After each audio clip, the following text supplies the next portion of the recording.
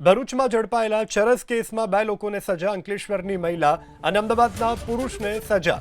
ભરૂચની વિશેષ એનડીપીએસ કોર્ટે બંનેને ફટકારી 15 વર્ષની સજા. તો ભરૂચથી આ સમાચાર પ્રાપ્ત થઈ રહ્યા છે. ચરસનો જે જથ્થો ઝડપાયો હતો તે કેસમાં અંકલેશ્વરની મહિલા, અમદાવાદના પુરુષને સજા સંભળાવવામાં આવી છે. ભરૂચની વિશેષ કોર્ટે એનડીપીએસ કોર્ટે બંનેને 15 વર્ષની સજા ફટકારી છે. તો ભરૂચમાંથી ચરસનો જથ્થો મળવાના કેસમાં અંકલેશ્વરની એક મહિલા અને અમદાવાદના એક પુરુષને 15 વર્ષની સજા સંભળાવવામાં આવી છે. એનડીપીએસ કોર્ટ તરફથી આ સજા સંભળાવવામાં આવી છે.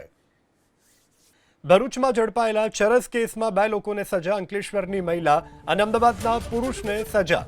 ભરૂચની વિશેષ એનડીપીએસ કોર્ટે બંનેને ફટકારી 15 વર્ષની સજા.